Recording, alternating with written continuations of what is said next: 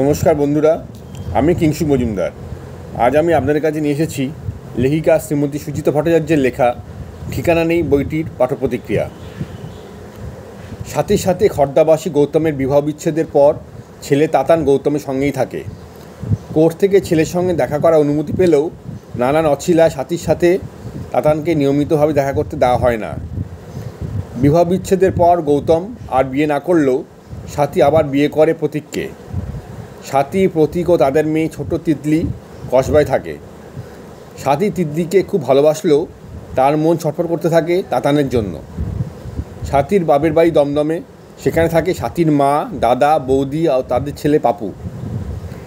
সাথীর দাদা সাথীর মা ও সাথীকে দিয়ে সই করিয়ে দমদমে বাড়িটা নিজের নামে করে নেয়। যদিও দমদমে বাড়িটি নিয়ে সাথীর কোনো আকাঙ্ক্ষা নেই, তবুও নিরাপত্তার একটা ঠিকানা সে হারালো। এর আগেই সাথী হারিয়েছে তার প্রথম স্বামীর বাড়ি। খর্দার বাড়ি থেকে স্বামী ও শাশুড়ি তাকে তাড়িয়ে দিয়েছে। সাথী হারিয়েছে আরও একটি ঠিকানা। তাতানও ভুল বুঝেছে সাথীকে। তাতানকে কাছে পাওয়ার জন্য সাথীর এই লড়াই কষ্ট দেয় বর্তমান স্বামী প্রতীককে। সাথী কি হারাতে পারে তার বর্তমান ঠিকানা? সাথীর অসম্ভব মানসিক টানাপোড়েনের কাহিনী উঠে এসেছে এই উপন্যাসটিতে। বন্ধুরা, আজ এ পর্যন্তই। আমি আগামীকাল আসবো আবার অন্য কোনো বইয়ের পাঠ্যপ্রতিক্রিয়া নিয়ে। ভালো থাকবেন সবাই। নমস্কার।